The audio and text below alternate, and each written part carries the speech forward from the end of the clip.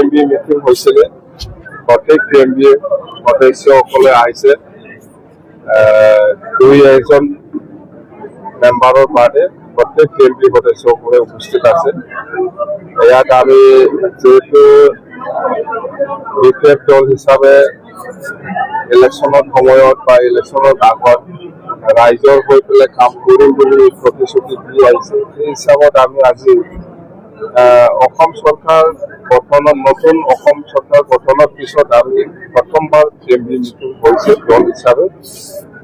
আৰু ইয়াত আমি এই আমাৰ যিটো বিটিচি অঞ্চলত ছাত্ৰ ছাত্ৰীসকলৰ কাৰণে যিসকলে মেট্ৰিক পৰীক্ষা বা যিসকলে 12 পৰীক্ষা দিব ফাইনাল, সিহঁতক আমি এই গৰম দিনৰ ভিতৰত ছামাৰ কোচিং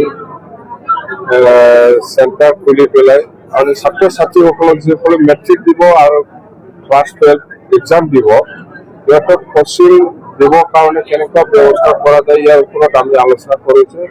মুঠতে 1 মাহ আমি দলৰ হৈ পেলাই হওক বা চৰকাৰীভাৱেই হওক ছাত্ৰ ছাত্ৰীসকলক কোচিং কেম্প আমি কৰাম প্ৰতিখন জিলাত, মানে এৰিয়া হিচাপে, জিলা বুলি নহয়, যেনেকৈ প্ৰয়োজন এই হিচাপত ক্লাছ 10 ষ্টুডেণ্ট, 11 ষ্টুডেণ্ট আৰু 12 ষ্টুডেণ্টসকলক আমি কোচিং চেণ্টাৰ খুলি পেলাই কোচিং কৰিম। ডিপাৰ্টমেণ্টটো ছ'চিয়েল চায়েন্স থাকিব, মেথছ থাকিব, এনেকুৱা ইংলিছ, এনেকুৱা 4টামান ডিপাৰ্টমেণ্ট, মেজৰ ডিপাৰ্টমেণ্ট লৈ পেলাই আমি কোচিং চেণ্টাৰ কৰিম। এইটো হ'ল। আৰু ছেকেণ্ডত হ'ল আমাৰ এক্স MLA, এক্স EM আৰু এক্স MCLA সকলক লৈ আমি বিটিচি লেভেলত আমি যেনেকৈ অসমৰ চিফ মিনিষ্টাৰ ভিজিলেন্স যেনেকৈ থাকে, আমিও বিটিচি অঞ্চলত Bodoland chief vigilance monitoring committee এটা বনাব। এইটো চৰকাৰীভাৱে হ'ব।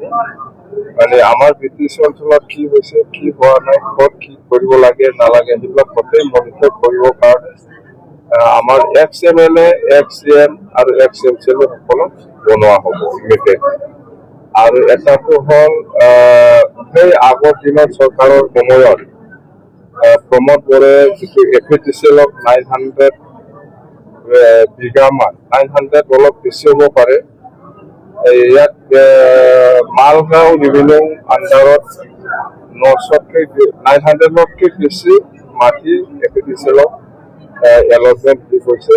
এতিয়া অসম চৰকাৰৰ পৰা এইটো ইমিডিয়েট হেণ্ড অভাৰ দিব লাগে বুলি আমাৰ তাত লেটাৰ আহিছে। তো আমি আলোচনা কৰিছে, আমি এই 900 চামথিং বিঘাত যিমান জাতি জনগোষ্ঠী আছে, সম্প্ৰদায়ৰ মানুহ আছে, ইয়াত মই যিমানটো জানো মুছলিম সম্প্ৰদায়ৰ আছে আৰু কিছু হয়তো ৰাজবংশী ফেমিলিও আছে। তো আমি আমাৰ MCLA ধনেশ্বৰ ভূঞানী আৰু আমাৰ যিখিনি লোকেল বাসিন্দা সেইসকলৰ লগত আমি আলোচনা কৰিছোঁ যে সেইটো কি কৰা যায়। এতিয়া গভৰ্ণমেণ্ট অফ আছামে সেইটো APTCLক ইমিডিয়েটলি হেণ্ড অভাৰ দিব লাগে বুলি আমাক ৰিকুৱেষ্ট লেটাৰ আহিছে। এই হিচাপত আমি আলোচনা কৰিছোঁ। তো আলোচনা আমাৰ কথা হৈছে যে আমি এই এফেক্টেড ফেমিলিসকলক আমি ক'ত শ্বিফ্ট কৰিব লাগে, ক'ত এটাটো জাগা দিব লাগিব, শ্বিফ্ট কৰিব লাগিব। যিহেতু ইহঁতে ব্ৰিটিছৰে মানুহ, এই হিচাপত আমি ব্ৰিটিছ অঞ্চলতে আছে পাছে য'ত চৰকাৰী মাটি এনে পৰি আছে তাতে বহাম বুলি আমি অলৰেডি আলোচনা কৰিছে। আৰু এফেক্টেড সকলক কি ফেচিলিটি দিব লাগে সেইটো চৰকাৰী নিয়ম হিচাপে আমি দিম। এটা হ'ল আমি যিমানটো জানো 93 ফেমিলি আছে, 93 ফেমিলি আছে। এই 93 ফেমিলিক আমি ইহঁতে ক'ত বহিবলৈ ইচ্ছা আছে সেইটো মাটি দেখাই দিলে আমি তাতে মাটিটো এলটমেণ্ট কৰি দিব। আৰু আমি লোকেল বাসিন্দা হিচাপে আমি আলোচনাও কৰিছে, ইহঁতে এগ্ৰী।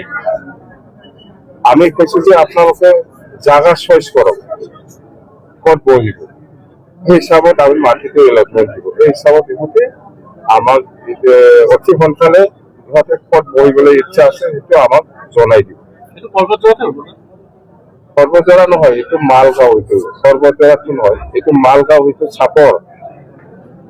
আমাৰ বিটিচি ইলেকশ্যনৰ আগত চাপৰ অঞ্চলত WBTC চাপৰ অঞ্চলত আপোনালোকে ইলেকশ্যন হৈছে বুলি শুনিছে। ইয়াতে লাগালাগি আমাৰ বিটিচি অঞ্চলত 900 কিলোমিটাৰ। তো আমি কৈছো এই সময়ত যে আমাৰ বিটিচি অঞ্চলত ইলেকশ্যন কৰিব নালাগে। যদি দৰকাৰ হয় আমি এই ফেমিলিসকলৰ লগত আলোচনা কৰি যেতিয়া আমি মাটি ক'ত বহাব, ইহঁতক ক'ত চিফ্ট কৰিব, সেইটো ফাইনেল কৰাৰ পিছত ইহঁতক আমি ইয়াৰ পৰা তাতে চিফ্ট হোৱাৰ পিছত এই মাটিটো আমি চম্ভাই দিম বুলি অসম চৰকাৰত আমি অলৰেডি জনাই দিছো। আগত ইহঁতক চেটেল কৰিম আমি ক'ত বহাব। এইটো হোৱাৰ পিছত এই মাটিটো আমি এপিডিচিএলক আমি পঠাই দিম।